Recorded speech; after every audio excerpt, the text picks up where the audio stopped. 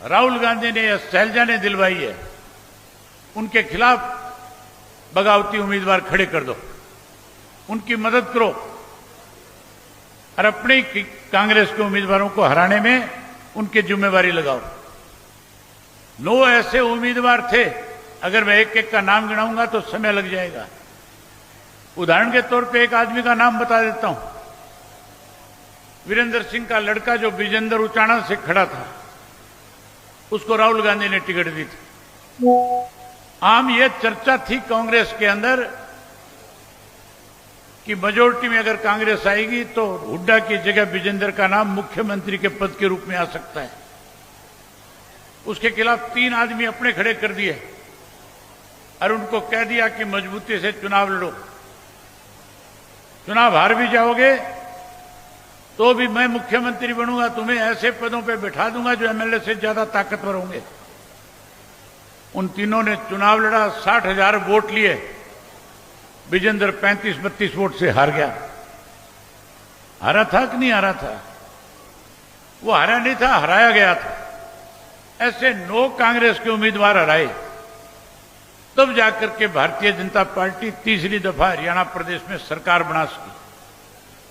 हम जब लोगों के बीच में जाते थे, कहते थे ये कांग्रेस बीजेपी के लोग मिले हुए हैं, तो लोग कहते थे जी तो करता है आपको वोट देने को, लेकिन अब की बार भाजपा को सत्ता से बाहर करना है, इसलिए कांग्रेस को वोट डालेंगे। अब आप कहीं पे भी जाओ, जहां 10 आदमी आपको खड़े मिलेंगे, जहां राजनीतिक बात चलेगी, वहां हर व्यक्ति की जुबान से एक बात निकलेगी कि तीसरी दफा बीजेपी की जो सरकार बनी है, इसके लिए हुड्डा और उसका छोरा जिम्मेवार है। इन्होंने नाश कर दिया हरियाणा का। ये बात कहते हैं कि नहीं कहते हैं आजकल? ये मानते हो कि नहीं मानते हो कि हुड्डा के छोरे ने बीजेपी की सरकार बनाई है? अब मैं और माजरा साहब जब संगठन के विस्तार के लिए गांव में जा रहे थे, शहर और कस्बों में जा रहे थे, लोग खुल के कह रहे थे अब की बार ना कांग्रेस पे विश्वास, भाजपा को सत्ता से बाहर करना है, चौधरी देवीलाल की नीतियों को बढ़ाना है, इंडियन नेशनल लोकदल पार्टी को सत्ता में लेकर के आना है। आज साथियों आपको निमंत्रण देने आए हैं। 27 तारीख को चौधरी देवीलाल जी का जन्मदिन है, 25 को है, 27 को सितंबर को मनाएंगे। 2 दिन इसलिए आगे किया कि मेवात के क्षेत्र में मनाने जा रहे हैं। 25 तारीख को जुम्मे का दिन है, और जुम्मे का दिन जैसे हमारे पुण्यों का दिन होता है, उस तरह से मुसलमान के लिए जुम्मे का दिन है। वो भी उसको बड़ा पर्व मानते हैं।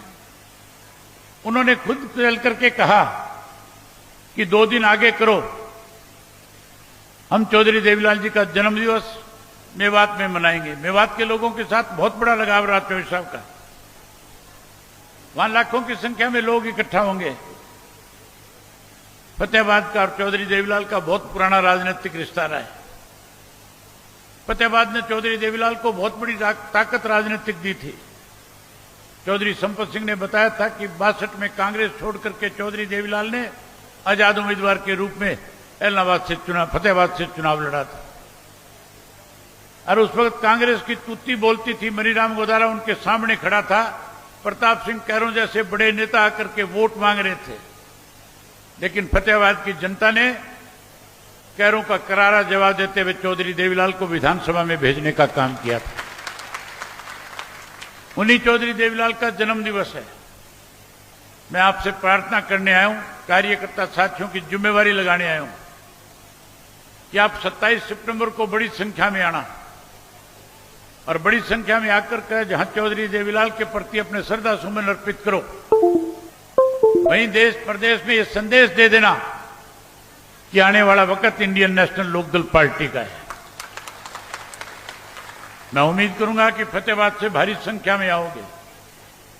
अभी रतिया की मीटिंग है, पहले भी लेट हो गए थे, आगे और लेट हो जाएंगे, इसलिए आपका ज्यादा समय नहीं लूंगा। एक ही बात आपसे आखिरी कहूंगा कि जिस संख्या में आए हुए हो, 10-10 व्यक्ति अपने साथ लेकर के आ जाना।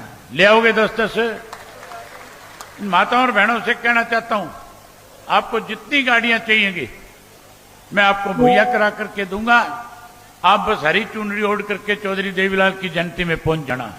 आप सब ने मेरी बात सुनी, आप इतनी बड़ी संख्या में आए, आप सबका बहुत धन्यवाद। जय हिंद, जय हरियाणा।